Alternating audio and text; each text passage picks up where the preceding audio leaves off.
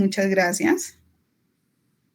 Muchas gracias, Milena. Yo pues tuve la fortuna en este módulo de dar el apoyo desde el punto de vista educativo con los muchachos del CEF. Es una idea de estudiantes y de residentes para toda la comunidad médica.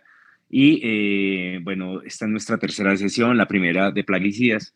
La primera fue las generalidades, también la pueden encontrar grabada. La segunda se trató de órganos fosforados, de inhibidores de colinesterasa.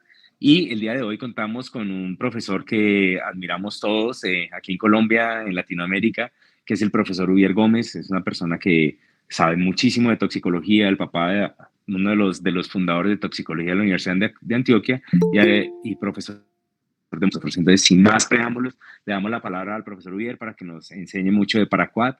Y bueno, muchas gracias a todos por conectarse y pues este CEF es abierto para todos, pueden seguirnos, pueden darnos sugerencias, que estamos muy abiertos. Profesor Gómez. Muchas gracias, doctor Andrés Olaya, doctora Ana Milena Carrasco, muy agradecido. Para mí es un privilegio hoy estar acá y un desafío porque aquí hay un grupo grande de toxicólogos clínicos de todo el país. Está la doctora Olga Lucía Melo, presidente de la Asociación Colombiana de Toxicología. Está la doctora Diana Pava, residentes como Jimmy Segura, etcétera. Todos muy bienvenidos y gracias por aquí estar presentes. Voy a compartir pantalla. ¿Me confirman si están viendo el título? Sí, señor, ya Sí, estás ahí, profesor. Muy bien, muchas gracias. Recordemos que el Paraquat pertenece a ese gran grupo de Piridilus que fue sintetizado en 1888 por dos bioquímicos que en su momento no sabían qué aplicabilidad tenía, y eso explica por qué fue hasta 1962 cuando ya empezó a comercializarse, dando que hicieron pruebas que permitieron redireccionar ese descubrimiento aparentemente inútil hacia su empleo como un herbicida económico y muy efectivo. En Colombia hubo un programa de recuperación de tierras mediante la promoción y la aplicación de Paraquat para volverlas cultivables, y desde entonces se difundió su amplio uso en el control de las malezas. Cuando miramos la clasificación toxicológica de la Organización Mundial de la Salud y de la Agencia del Medicamento Americana, tenemos una categoría toxicológica 2 moderadamente tóxico. Sin embargo, hay que mirar con lupa, puesto que si se clasifica con base en su aplicación en agricultura, es completamente explicable porque no es cancerígeno, no genera mutaciones ni se han demostrado efectos sobre la reproducción. Pero lo que sí es muy importante, en caso de que haya una ingestión del producto, se va a presentar la gran mayoría de las veces una mortalidad muy alta si no hay una atención médica adecuada. Y es por eso importante conocer cómo definimos el riesgo en toxicología. Y el riesgo se define como la toxicidad por la exposición. Si yo tengo una toxicidad muy alta y una exposición muy baja, el riesgo es alto y generalmente hay restricciones para la comercialización de este tipo de productos. Si la toxicidad es muy baja y la exposición es alta, como sucede, por ejemplo, con las piretrinas, se considera que el riesgo es bajo. Y cuando la toxicidad es alta, como en el Paraquat, pero la exposición en ambientes de cultivos es baja, se considera que el riesgo es bajo, y por eso ese tipo de clasificación, que si se contextualiza se entiende, pero que ubicado en el caso del paciente que accidental o deliberadamente ingiere Paraquat, se convierte en un riesgo muy alto de morbimortalidad. La Organización Mundial de la Salud y la Organización de Agricultura y Alimento en el Mundo evalúa cada año el Paraquat, y han sido muchas las posibilidades de bloquearlo en diferentes países. Por eso, en 90 países desarrollados en desarrollo se utiliza, en muchos se ha retirado de su comercialización, como por ejemplo ningún país de la Unión Europea. Y no es utilizado en muchos países de Asia, pero sí se emplea con restricciones en países como en Colombia o incluso como el Japón. La intoxicación por Paraquat es un problema de salud pública importante, en especial a intentos suicidas y a la difusión que se ha hecho inadecuada de estos eventos, porque cuando alguien lee una noticia de la letalidad que tiene el Paraquat y tiene una depresión de base y busca un método efectivo para suicidarse, desafortunadamente recurren al paraquat, y las cifras de mortalidad en el mundo son muy interesantes. Observen, por ejemplo, en Estados Unidos, donde se emplea de una manera restringida, tiene una letalidad de acerca de la mitad de los pacientes. En Francia, el 74% y en Asia, del 80%. Así que, en el mejor de los escenarios, una reducción de la mortalidad del 50% es lo que esperamos cuando ofrecemos un tratamiento integral y oportuno. En Antioquia únicamente entre el 2010 y el 2016 se reportaron 154 casos de pacientes intoxicados por paraquat. Y cuando consulta uno la línea nacional de toxicología del Ministerio de Salud y Protección Social, de 9.143 eventos tóxicos que había hace 2 años, encontraban que el 3.6% de un grupo global de plaguicidas, esa correspondía específicamente a paraquat. Y en el CIVIGILA, entre el 2017 y el 2019, se documentaron 3.942 casos de intoxicaciones por plaguicidas, de los cuales el 11.6% involucraba el paraquat y el diquat, y por tanto vemos que es una sustancia de amplia utilización en las zonas bananeras, por ejemplo, lo que explica tan alta incidencia de intoxicaciones. Pero cuando se hacen cálculos de la carga de enfermedad, se obtiene que hay una discapacidad en la vida de 53.4 años por 100.000 habitantes. Por lo tanto, significa un compromiso desde el punto de vista económico y productivo muy grande para el país. Toxicólogos que en su momento presentaron esta tesis en la Universidad de Antioquia evaluaron longitudinalmente los casos con la mortalidad por paraquat.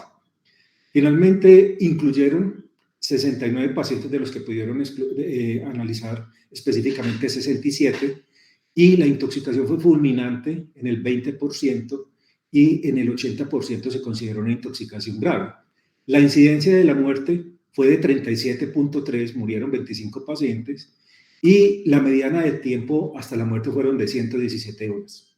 Esto nos muestra que probablemente el tipo de tratamiento que nosotros estamos empleando es superior en resultados y desenlaces clínicos a lo que se ha logrado en Estados Unidos y en otros países de Europa, donde no hay una difusión de este tipo de tratamiento, y sin embargo las cifras nos están mostrando que es el camino por el cual debemos trasegar cuando queremos enfrentar a un paciente intoxicado por paraquat.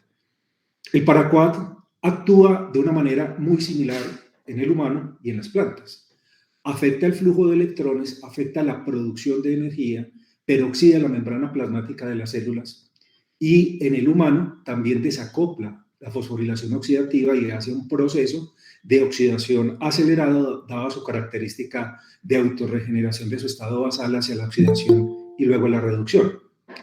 Por eso es que el paraquat se conoce como un biológeno, debido a que toma un color violeta cuando se induce un proceso de oxidación, por ejemplo, con ditionitio, sustancia que al agregarla a la orina de un paciente intoxicado nos va a mostrar una concentración plasmática aproximada y nos va a permitir establecer un pronóstico en relación con el manejo de los pacientes. En su forma básica lo vemos como incoloro y vuelve y toma color dependiendo de los procesos de oxidorreducción.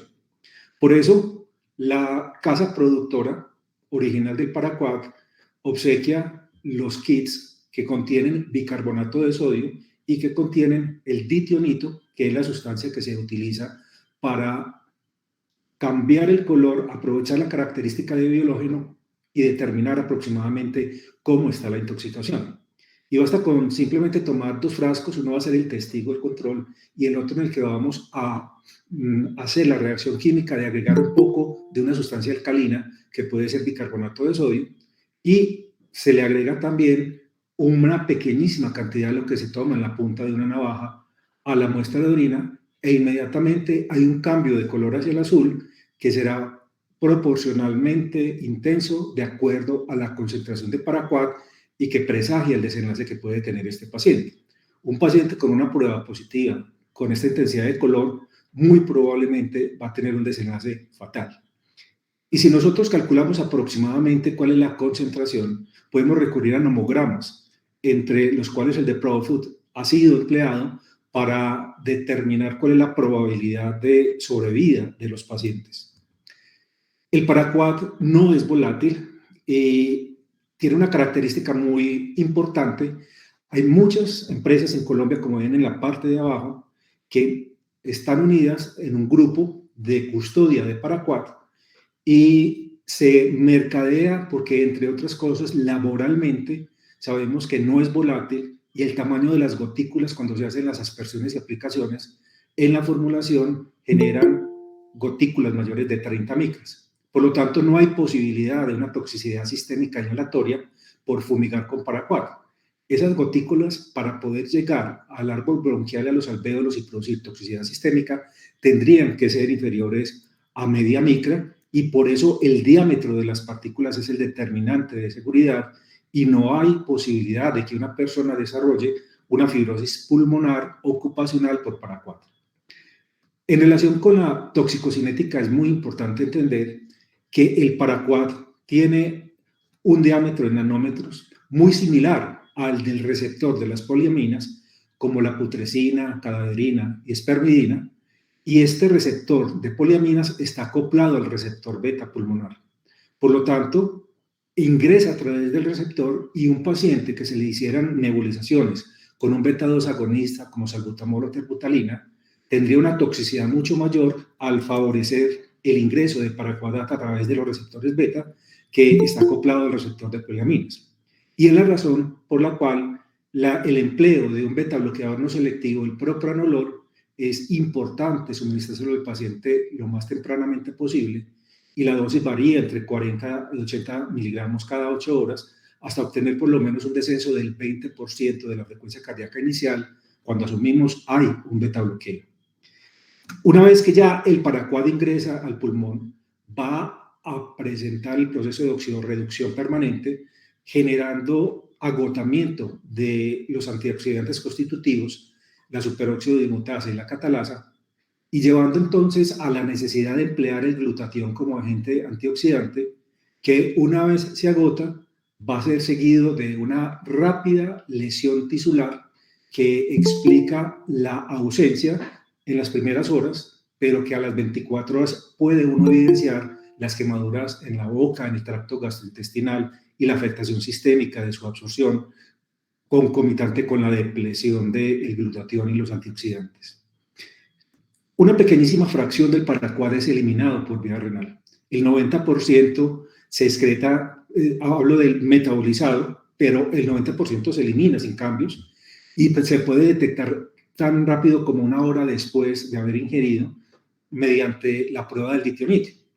Pero el primer sitio de impacto del paraquat es el túbulo contorneado, que es el proximal, donde se da la más alta reabsorción de potasio, generando, por ende, una lesión conocida como el síndrome de Fanconi y que se caracteriza por glucosuria, proteinuria, aminoaciduria, y que puede ser también producido por otras sustancias como las tetraciclinas vencidas, por ejemplo, y que como característica tienen una hipopotasemia que puede dar al traste con la vida de un paciente si no se hace una reposición muy enérgica de potasio en los primeros días, porque es una tubulopatía perdedora de potasio. A pesar de la elevación de la creatinina, se comporta de manera completamente diferente a las insuficiencias renales que habitualmente vemos, en el cual la hiperpotasemia es uno de los riesgos asociados en la intoxicación por paraquat, por la tubulopatía proximal.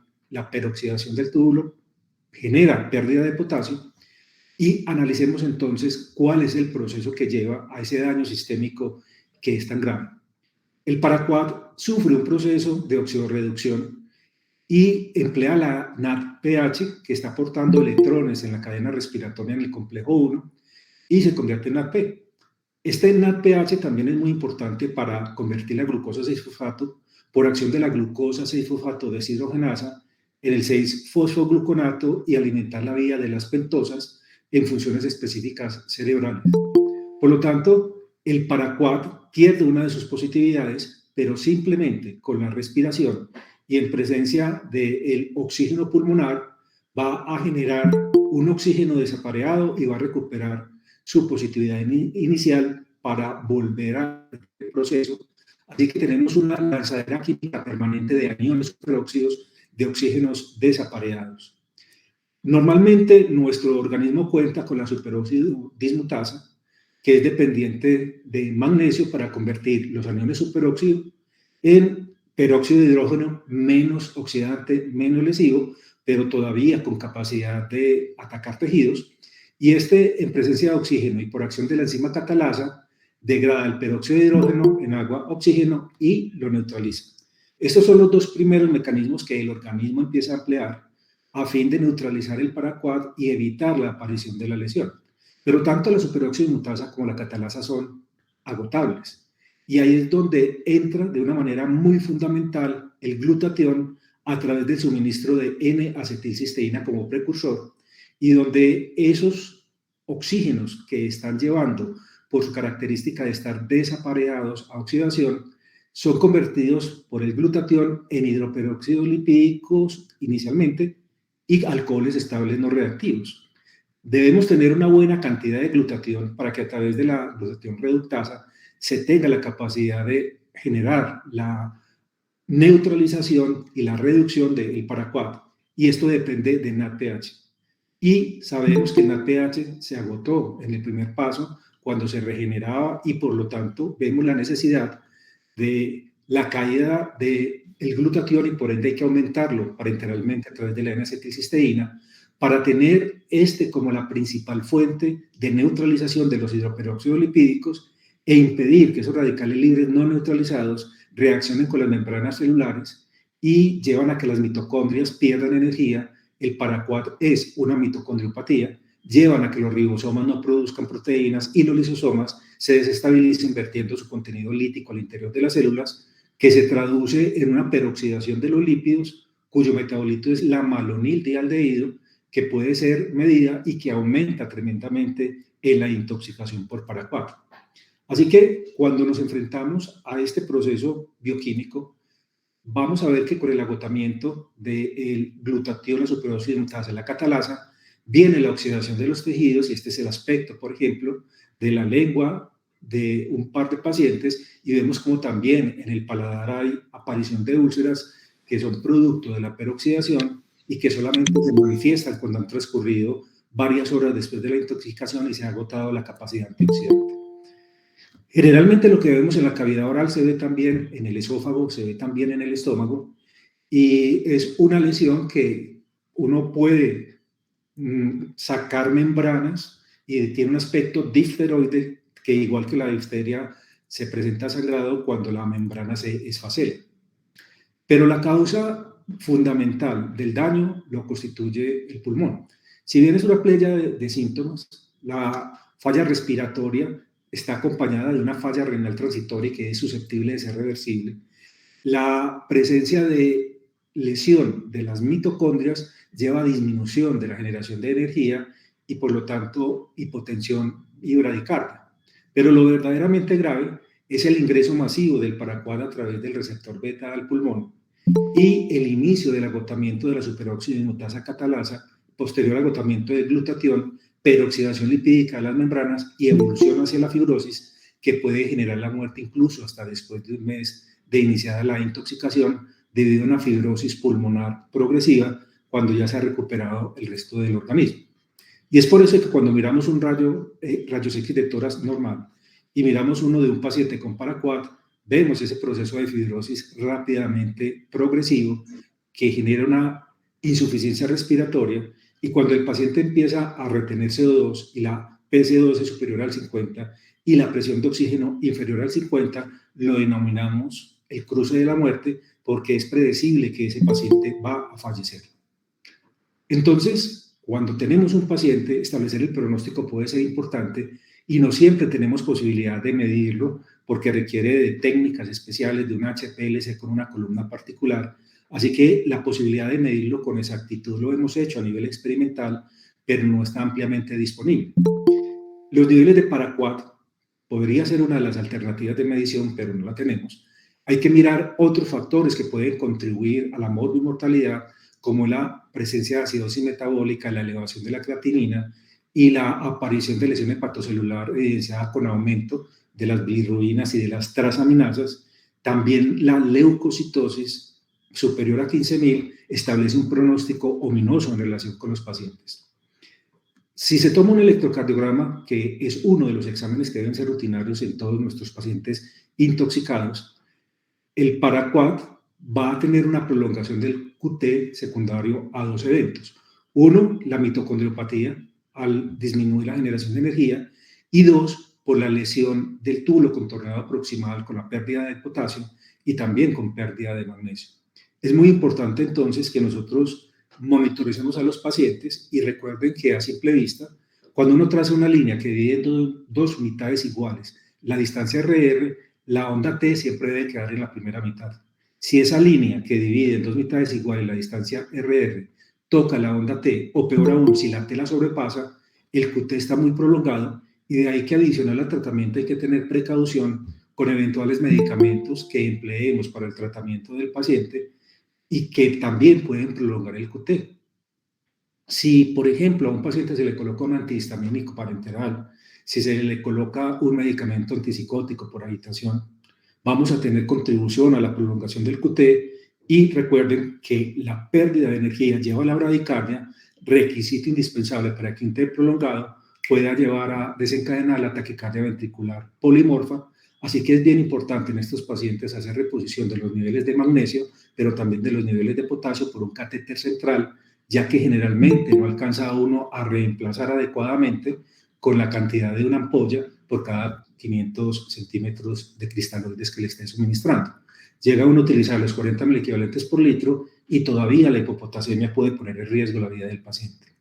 En un monitor podemos verificar si trazando esa línea imaginaria toca la T como en este caso, y recuerden que el requisito fundamental es bradicardia, así que una maniobra vagal podría ser el desencadenante ante la aparición de vómito y el paciente súbitamente puede fallecer. El paraquat ha tenido múltiples aproximaciones teóricas terapéuticas y para ello se ha empleado glutatión, superóxido dismutasa, deferoxamina para disminuir la capacidad oxidante del hierro libre. Se han empleado los salicilatos, pero de todas estas alternativas hemos visto que hay una pobre respuesta y que donde más se ha logrado disminuir es en nuestro entorno donde empleamos una terapia que se denomina la terapia triconjugada, a la cual se le puede adicionar terapias tradicionales inmunosupresoras corrientemente empleadas en otras partes del mundo y por lo tanto es importante tenerlo presente. Este es el transportador de poliaminas acoplado al receptor beta y nos permite entender cómo bloquear el receptor beta disminuye el ingreso de paraquat al pulmón para que no genere esos radicales superóxidos y lleve a la oxidación y a la generación de una gran cantidad de partículas oxidantes que van a caracterizarse por inflamación, necrosis celular, evolución a la fibrosis pulmonar y muerte por hipoxemia. Así que el tratamiento que hace más de 20 años propusimos era dar una fuente de glutatión y es la N-acetilcisteína. Dar otro antioxidante sistémico que estuviera ampliamente disponible y económico como la vitamina E y suministrar propranolol para bloquear el receptor beta de manera que su unión a las putresinas que requiere el funcionamiento adecuado del receptor beta no se diera y no ingresara a través de este receptor el paraquat al pulmón. Lo primero que hay que hacer en un paciente cuando se intoxica por paraquat es darle tierra, darle pantano, porque podemos obtenerlo de cualquier lugar cercano y si es tierra arcillosa mucho mejor, porque la tierra tiene una característica eléctrica y es que todas las tierras son electronegativas y el paraquat es muy electropositivo. Por lo tanto, el contacto neutraliza, degrada el paraquat y va a minimizar la toxicidad. Por ende, la primera medida que debemos siempre implementar es dar tierra o en su defecto arcilla o si no tenemos arcilla, por lo menos el carbón activado, porque todos son electronegativos y van a hacer una neutralización de la misma manera que uno, por ejemplo, con sulfato de protamina, que es un catión, neutraliza la heparina, que es aniónica, igual una reacción electroquímica de neutralización. La N-acetilcisteína se debe emplear en la misma forma que suministramos parenteralmente a un paciente intoxicado por acetaminofén, es decir, los 150 miligramos por kilo en una hora, luego 150 en goteo durante 16 horas y repetir hasta que hayan transcurrido por lo menos 10 días. Porque allí habrá la mitad de la concentración, dado que la vida media del paraquat es de 5 días y necesitamos 4 vidas medias para tener una pequeña cantidad circulante, así que el tratamiento lo extendemos ambulatoriamente cuando el paciente evoluciona de forma adecuada 10 días más y con eso tenemos una totalidad de tratamiento de 20 días con el triconjugado de leana-acetilcisteína, el propranolol y la vitamina E.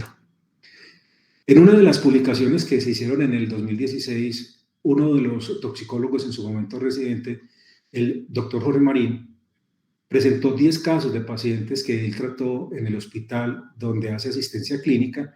De los casos solamente murieron 2 y tuvieron una intervención precoz con este protocolo. Así que todos los pacientes recibieron la triple terapia y solamente 2 de los 10 tuvieron desenlace mortal.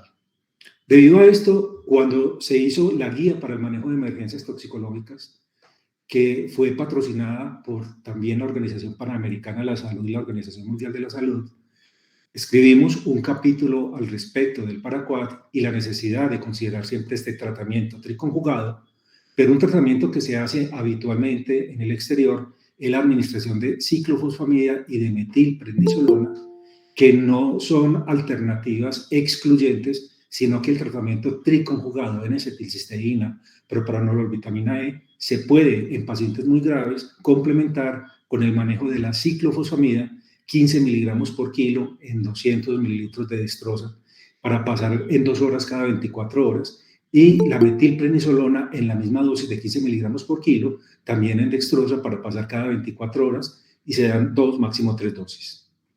Cuando se revisa la racionalidad de emplear en esteroides como la metilprednisolona y ciclofosfamida, se encuentra por metaanálisis que han realizado también profesores que en su momento eran del departamento, como la doctora Claudia Arroyave, tiene evidencia de que se disminuye la morbimortalidad con el empleo de ciclofosfamida y esteroides y puede tener un mejor desenlace clínico cuando lo combinamos con el tratamiento triconjugado. Ese tratamiento inmunosupresor, ciclofosfamida con metilprednisolona o con dexametasona, la dexametasona hasta por 14 días, y es interesante porque también activa la glicoproteína P y elimina paraquat de concentración pulmonar la dexametasona. Pero en los niveles básicos debemos tener siempre N-acetilcisteína en sobres o para suministrar por vía parenteral, y en sobres daríamos la dosis de carga de 140 miligramos por kilo por sonda nasogástrica precedida de un antiemético como un dancetrón, con precaución porque todos los antieméticos son prolongadores del QT, llámense derivados de fenotiacinas como la metoclopramida o cetrones. Se le administra para evitar que vomite esa primera dosis de carga, 140 miligramos por kilo, y se da 70 miligramos cada 4 horas por vía oral. Pero idealmente, dado que hay una lesión importante del tracto gastrointestinal, la vía debe ser preferencialmente la parenteral, los 150 miligramos por kilo, repitiendo la dosis cada 16 horas. Dar el propranolol variable en la dosis según la disminución de la frecuencia cardíaca un 20%, la vitamina E 400 unidades cada 12 horas y, si es del caso en un paciente muy grave, la ciclofosfamida y la metilprednisolona. Una propuesta terapéutica complementaria que tiene una base de plausibilidad biológica es, si consideramos que el paraquat es una sustancia muy electropositiva, el suministro de enoxaparina, que es altamente electronegativa, va a tener una capacidad de neutralización de la misma manera que sucede con enoxaparina protamina. Así que el uso de heparinas de bajo peso molecular debe ser una medida que implementemos sin temor, porque hay quienes consideran que habría un riesgo de sangrado por la anticoagulación, pero es una anticoagulación que no se presenta simplemente porque la enoxaparina queda también neutralizada por el paraquat y esa mutua neutralización evita que se presente algún fenómeno de sangrado si existiera una úlcera en el tracto gastrointestinal con predisposición a hacerlo. Se han hecho después de esta publicación otras publicaciones y este es el caso que reportamos y que vemos la intensidad del color, lo cual determinaba que lo más probable es que el paciente fuera a morir y que tenía lesiones en el tracto gastrointestinal muy importantes y sin embargo sobrevivió sin secuelas. Han habido alternativas que debemos siempre dirigir a aumentar el funcionamiento mitocondrial y también a aumentar la capacidad antioxidante total del organismo. Por eso, por ejemplo, en China, han hecho estudios de nutrición parenteral basados en emulsión de aceite de pescado omega 3 para el tratamiento de la intoxicación por paraquat como método complementario de antioxidación. ¿Y cuál es la racionalidad de emplear omega 3?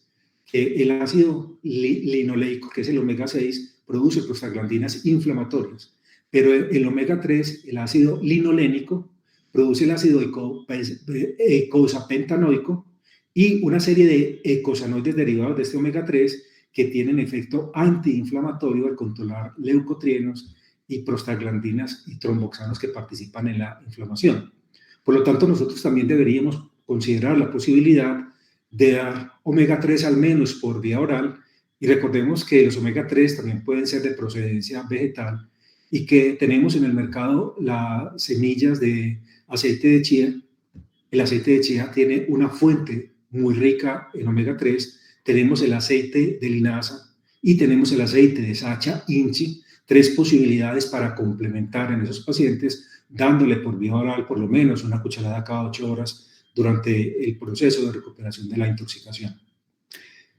Quiero agradecerles y darle unos agradecimientos muy especiales al doctor Hernando Andrés Olaya, toxicólogo y farmacólogo clínico, profesor de la FUCS, a la residente de segundo año Ana Milena Carrasco, a la estudiante Daniela Sánchez, que estuvieron muy pendientes de la realización de generar la convocatoria y que me invitaron para compartir con ustedes esta noche el tema. Aquí tienen mi correo, si desean tener esta presentación, me escriben que con el mayor gusto se las comparto en el formato PowerPoint y tienen mi total autorización para repetirla en el contexto que ustedes consideren pertinente o emplear cualquier parte del material libremente. Muchas gracias. Profe Ubier, muchas gracias. Muy amable, como siempre, muchas cosas que aprenderte. Muy buena conferencia.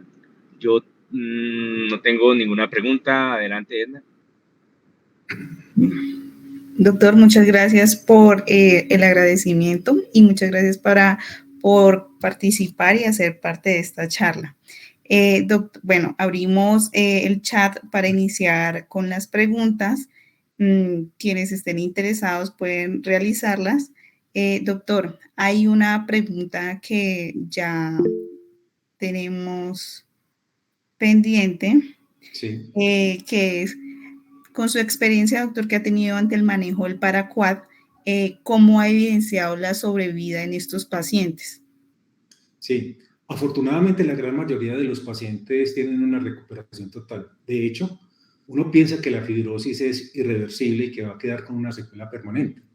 Y cuando uno toma la espirometría al egreso y un control a los 3 meses, hay reversión si se mantiene el tratamiento con la N-acetilcisteína, y es entendible porque si logramos que en ese paciente haya una nutrición adecuada, si le colocamos una dieta en la que predominen frutas, verduras, legumbres, si le suplementamos el zinc fundamental para la reposición de los epitelios, si se le da magnesio para potenciar la actividad de la superóxido dismutasa, ya que es dependiente de magnesio, pero también para mejorar la funcionalidad renal. Sabemos que el magnesio es tan importante que el organismo prefiere retener magnesio y eliminar potasio cuando se presentan alteraciones hidroelectrolíticas, así que también hay que apoyar con oligoelementos. Si tenemos una nutrición relativamente antioxidante, si suministramos el aceite de chía, el aceite de linaza o de Sacha Inchi, la reversibilidad es predecible. Los pacientes, cuando presentan la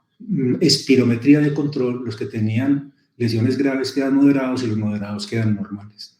Así que desde el punto de vista de funcionalidad es importante hacer el tratamiento y extender el suministro también de glutatión durante ese tiempo de ser posible. El glutatión lo podemos conseguir como fluimucil en el medio o en acetilcisteína, pero también a través de la web en cápsulas de 600 y 1000 miligramos, pero cuando se da por vía oral hay que tener una precaución fundamental: estómago vacío. La biodisponibilidad de la N-acetilcisteína es tan solo del 15%, y cuando se da con el estómago lleno es 0, porque se adhiere a los iones metálicos y evita su absorción.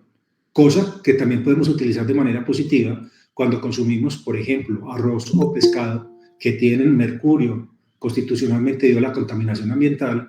Uno podría tomar N-acetilcisteína encima del alimento para evitar la absorción de los iones metálicos como el mercurio, y también puede considerar la alternativa del glutatión para desintoxicaciones sistémicas, ya que su grupo sulfidrilo es el común denominador con otros quelantes y es capaz de captar metales y eliminarlos por vía fecal y urinaria.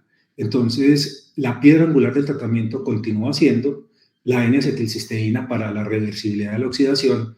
A los 20 días se puede quitar el propranolol porque ya asumimos que hay una eliminación de la gran parte del paraquat, y la vitamina E se puede también dar ambulatoriamente, no más allá de los 1000 miligramos, porque está claramente demostrado que dosis superiores a 1500 pueden asociarse a eventos cardiovasculares adversos. Así que 1000 miligramos de vitamina E, la N-acetilcisteína 600 miligramos 4 veces al día, lejos de los alimentos, la modulación de la nutrición, la represión de las vitaminas, el suministro de zinc y magnesio, y el paciente evolucionará adecuadamente.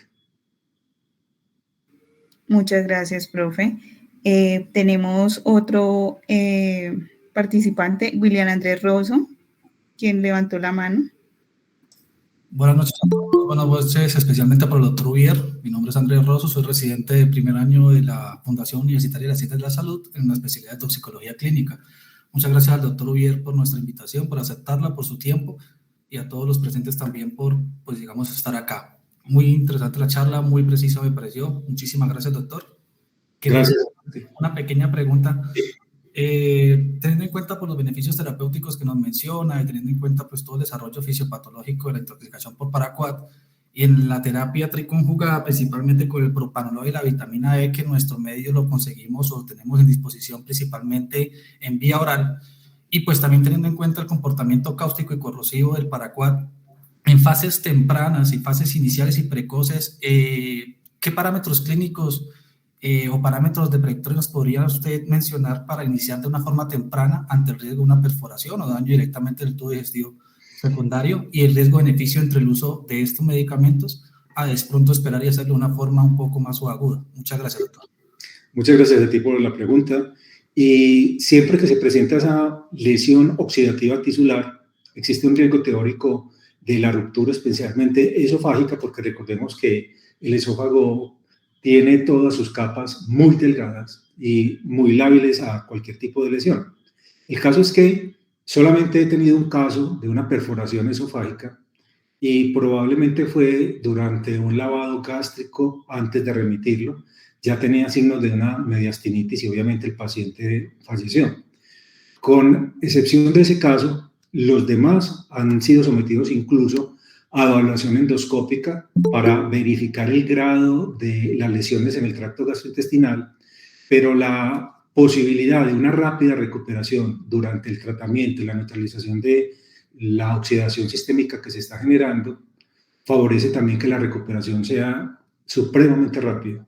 Así que hay que utilizar algunas medidas complementarias, triconjugado, por ejemplo, para que el paciente comience a alimentarse lo antes posible, y podemos utilizar una mezcla de difenhidramina. Recordemos que la difenhidramina es bloqueadora de canales de sodio, y mezclarlo con lidocaína para potenciar ese bloqueo y con alguna sustancia protectora, como puede ser el sucralfate líquido, de forma tal que puedan hacer algunos enjuagues antes de alimentarse e iniciar la alimentación lo más tempranamente posible, dado que es a través de la nutrición que adquirimos el glutatión. Y podemos estar suplementando glutatión de la dieta con el glutatión como precursor de N-acetilcisteína, mejorando la respuesta antioxidante del paciente.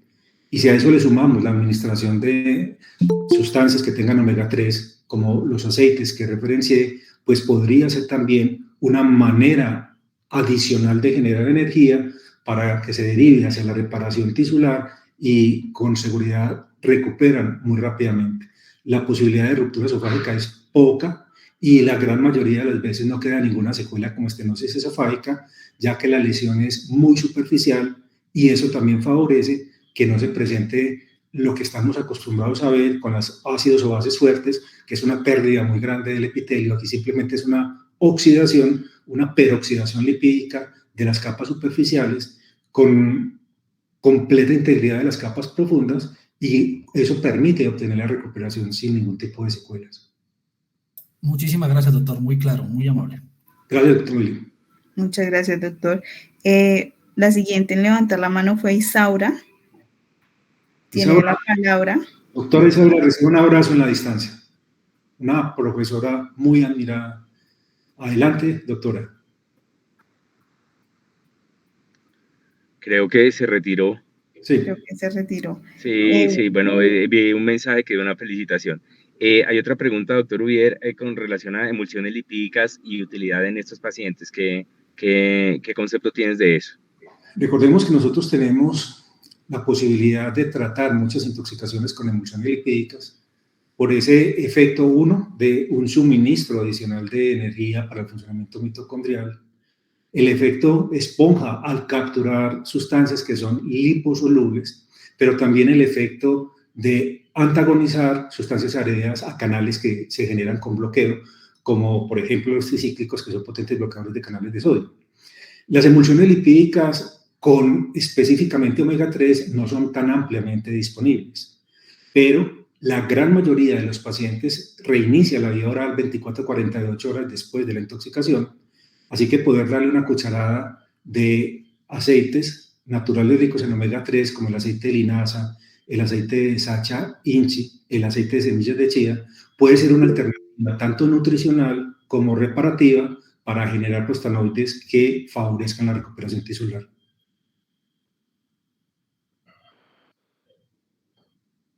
Muchas gracias, doctor. Levanta la mano Carla Cuevas.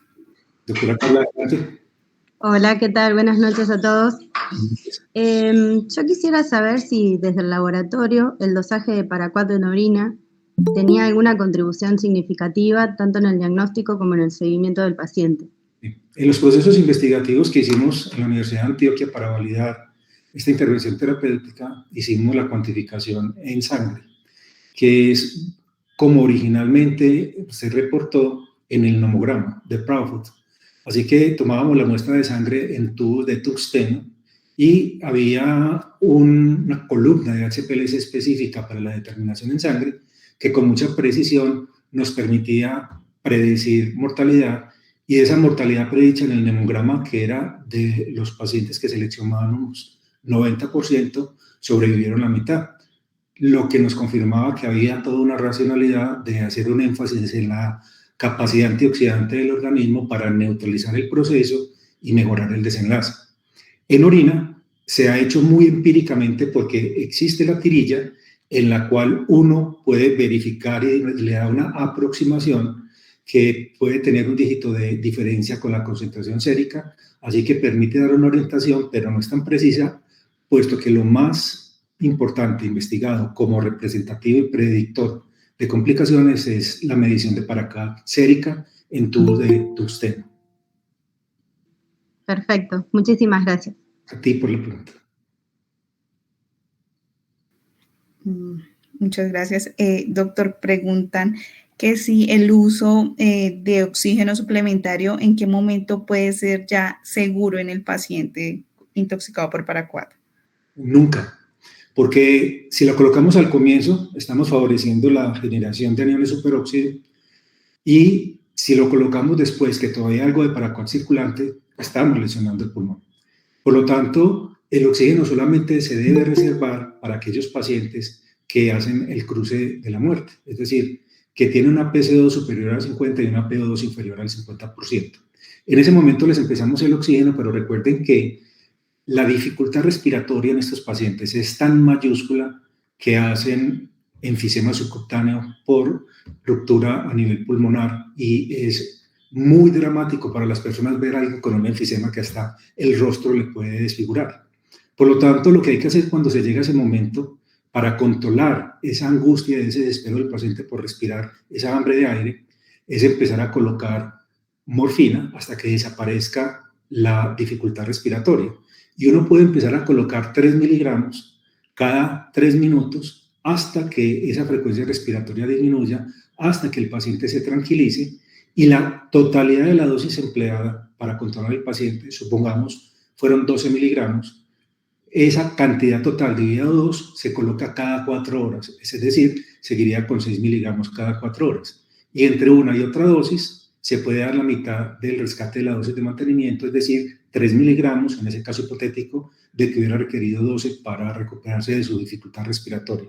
Así que es un cuidado paliativo, pero que es esencial para el paciente, de manera que cuando llega su defunción, el paciente está simplemente dormido y no va a ser algo tan doloroso como ver esa dificultad respiratoria progresiva que hace que la persona sufra muchísimo. Le damos la palabra a Pedro, quien levantó la mano. Hola, muy buenas tardes. Muchas gracias. Disculpe, doctor. A pesar de que el paciente haya sido desintoxicado, ¿cuál es la esperanza de vida dado los daños irreversibles que ha ocasionado el paraquat en el sistema? Doctor, pero una pregunta muy interesante y una respuesta muy sencilla. No sé, porque no hemos hecho un seguimiento a tan alto plazo, pero he podido que, por ejemplo, hoy tenemos una intoxicación todavía agradecen. Sin embargo, sabemos que hay una serie de reportes de secuelas por paraquat en las cuales no hay una total claridad, porque, por ejemplo, está descrito mayor incidencia de Parkinson en los pacientes que han empleado paraquat. Sin embargo, hay contribución de otro tipo de fenómenos que pueden contaminar esa conclusión cuando uno la direcciona específicamente a un producto, porque los agricultores utilizan mucha cantidad de plaguicidas, combinaciones de los mismos. Adicionalmente están expuestos a inhalación de bacterias como la nocardia steroides, que claramente está presente en las personas que tienen Parkinson. Es un marcador de toxicidad por vía inhalatoria y que genera una respuesta autoinmune. Así que hay una serie de factores para tener presentes y verificar si esa persona va a tener un desenlace fatal. Yo consideraría que si esa persona, como cualquiera de nosotros, lleva una dieta que esté rica en antioxidantes y que tiene un balance nutricional adecuado y que tiene práctica de actividad física y que tiene un sueño reparador, no tendría por qué considerar uno que fuese a disminuir mucho la esperanza de vida total. Pero es una consideración meramente teórica y que necesitaría, obviamente, estudios poblacionales de seguimiento para llegar a clarificarlo. Una participación, yo recuerdo en neumología cuando se trataba este tema, profe, y es que mencionaban que un paciente de 20 años que estuviera expuesto a paraquat quedaba con pulmones de personas mayores, de lo que se estima que es la evolución y el deterioro de personas mayores. Incluso hablaban de 60 años, decían, este paciente tiene una capacidad, cuando le hacían las pruebas espirométricas, de una capacidad de personas que han disminuido mucho pues su capacidad pulmonar total y bueno, y todos sus flujos. Entonces, pues bueno, claramente pues hay una relación, pero pues como tú muy de acuerdo con el profe Ubier, que no hay una expectativa medida. Muchas gracias. Profe, otra cosa, la doctora Diana Pava pregunta acerca de la experiencia que hay en embarazadas, en mujeres embarazadas. ¿Tú qué has visto? Yo nunca he visto ninguna mujer embarazada intoxicada por paraquat. No sé si mis colegas, profe Ubier, profe Camilo o los toxicólogos están acá, pero no sé qué experiencia tienes tú. Bueno, el paraquat pasa inmediatamente al bebé y es indicación de una cesárea emergente si ya hay una madurez pulmonar. Y el niño da positivo también. Hemos tenido un solo caso de una materna que ya tenía casi los 9 meses y tomó paraquat, se les pidió que le hicieran cesárea emergente, se le hizo la prueba de diclomito de la orina del niño y dio positiva, se le dio el tratamiento triconjugado a los dos y los dos sobrevivieron sin ninguna secuela. Pero sí es importante saber que el paraquat pasa al pulmón del bebé, afortunadamente no es tan comprometido porque al estar en un ambiente hipóxico, al no tener sus pulmones funcionando con el oxígeno que actúa como un catalizador de producción de aniones superóxido, pues los niños nacen relativamente bien y es una indicación de cesárea rápida de ser posible. Muchas gracias, doctor. Le damos la palabra a Edwin Ramírez Muñoz, quien levantó la mano. Sí, muy buenas noches. Excelente exposición, doctor Ubier. Mi pregunta es, ¿el test de Hitionita que se utiliza en los pacientes nos ayuda a un criterio de pronóstico o de severidad para el paciente? Porque nosotros hemos tenido muchos pacientes en el Hospital del Niño Francisco y Casa Bustamante, de aquí de Guayaquil, Ecuador, y le hemos realizado el test de Hitionita al principio y luego hacia que terminó el tratamiento. Entonces, necesito saber si el test de Hitionita nos sirve para el pronóstico o evaluación del paciente. Muchísimas gracias, doctor. Muchas gracias por la pregunta, doctor. El test de Hitionita sirve básicamente para confirmar que el paciente en realidad ingirió Paraquat. Porque hemos tenido pacientes que se han remitido por ingestión de Paraquat, pero que no presentaban ningún tipo de lesión oral a las 24 horas y que hacía suponer había ingerido algún otro tipo de sustancia. Se hace la prueba y si da negativa, uno con absoluta tranquilidad excluye la intoxicación por Paraquat, que es positiva generalmente durante los 3 primeros días, mucho más intensa durante el primer día y rápidamente va disminuyendo. A partir del 4.º día ya puede no detectarse, pero es que el Paraquat, una vez que pasan 6 horas, tiene un gran volumen de distribución tisular, no está allí presente en el plasma, no hay una eliminación urinaria significativa, cada vez es menor, pero sí hay una concentración intratisular generando daño oxidativo, la disfunción mitocondrial, las lesiones de las membranas, y ahí podría uno más bien guiarse por niveles de malonildaldehído, metabolito que se puede medir y que es relativamente económico. Una medición de niveles de malonildaldehído es alrededor de unos $10 que vale, y la elevación de la malonildaldehído nos está hablando de presencia de Paraquat y de peroxidación lipídica activa. Para efectos pronósticos, solamente hemos empleado las concentraciones séricas, porque fueron las investigadas por Proudfoot cuando diseñó su nomograma, y no hay posibilidad de extrapolar las concentraciones urinarias a las concentraciones séricas, porque generalmente da más elevado en la orina, dado que hay una eliminación activa durante las primeras 24 horas de una gran cantidad de Paraquat, y empieza ya a difundir hacia los tejidos, no habiendo una proporcionalidad en relación con concentración sérica y urinaria. Así que el test de Hitionitio da una aproximación a la gravedad de la situación y confirma que en realidad la persona ingirió Paraquat. Esa es toda la utilidad que tiene. Bueno, muchas gracias, doctor. Pregunta María Beatriz. Dice que ¿cuándo se utiliza la morfina y en estos pacientes cómo se debería administrar? Sí, hace un instante hablábamos que es necesario, cuando el paciente evidencia dificultad respiratoria, colocar 3 miligramos de morfina cada 3 a 6 minutos y evaluar para que vaya disminuyendo la frecuencia respiratoria a rangos de normalidad. La totalidad de la morfina empleada dividido 2 es la dosis de mantenimiento cada 4 horas. Y la dosis de mantenimiento dividido 2 es la dosis de rescate por si entre una dosis de mantenimiento y la siguiente el paciente manifiesta dificultad respiratoria. Muchas gracias, doctor. Otra pregunta que tenemos en el chat es de Fabricio Guevara. Dice, muchas gracias, doctor, por la excelente presentación. La pregunta que tiene es, con respecto al cepillo gástrico, ¿a qué tiempo se recupera y cuándo vuelve a su estado normal o queda crónicamente lesionado? No, lo importante es que como hay una peroxidación lipídica superficial que no compromete capas profundas, la recuperación es relativamente rápida. Y podemos suministrar, por ejemplo, el sucralfate en un triconjugado y darlo siquiera 6 veces al día, o emplear la ranitidina o emplear los inhibidores de la bomba de protones. Y en términos generales, a la semana ya está completamente recuperado, paralelo a la recuperación de las úlceras que está teniendo en la boca. Sin embargo, eso no impide que podamos tempranamente empezar la vía oral, la mayoría de los pacientes lo toleran, y contribuye la alimentación a la reparación de las lesiones ulcerativas y a ofrecer una fuente complementaria de glutatión al de la administración parenteral con su precursor N-acetilcisteína. Doctor, pregunta María Beatriz Mesa. Ella dice que ¿hasta qué momento se considera útil realizar la hemodiálisis? Es algo que ha sido muy controvertido porque se ha promovido incluso la hemodiálisis, pero empleando cartuchos de carbón activado que por la característica de ser electronegativo permiten una más eficiente neutralización del paraquat en el paciente. Sin embargo, el paraquat hace un pico las primeras 6 horas y luego se redistribuye. Por lo tanto, la diálisis después de 6 horas solamente contribuiría a prolongar el sufrimiento de un paciente, no está tan indicada.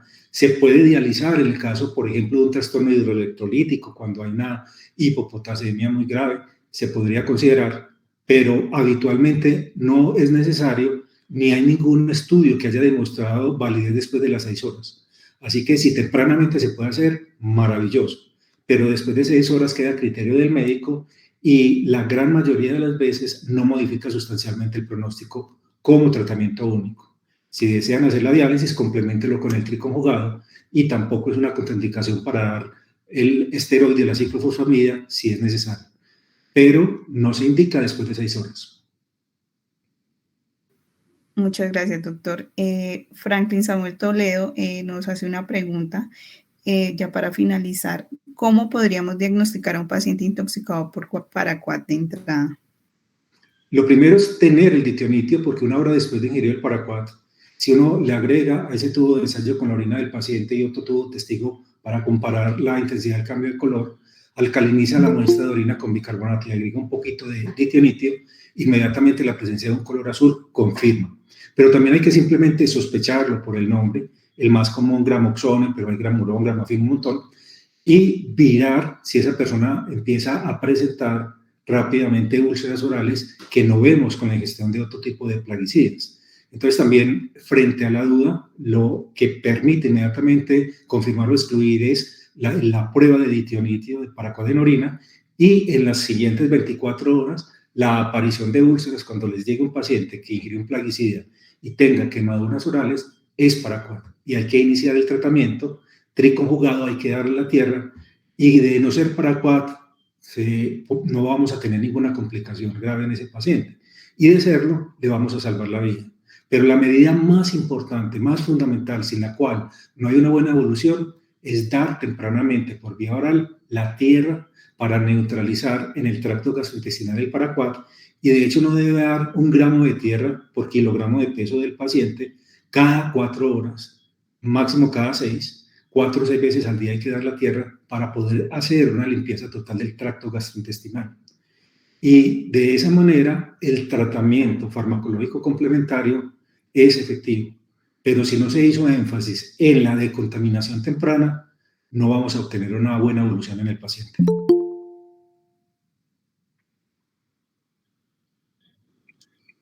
Muchísimas gracias, doctor Ubier, muy amable. Soy yo quien debe agradecer la invitación y a todos y cada uno de ustedes por la atención que me prestaron, por sus preguntas, por su participación. Mil gracias. Muchas gracias a todos, les agradezco de antemano. Quiero invitarlos a continuar siguiendo la página del CEF para que puedan asistir a próximas reuniones y charlas que tengamos. Agradezco de antemano. Feliz noche. Feliz noche, hasta luego. Feliz noche para todos. Chao, profe. Feliz noche. Hasta luego todos.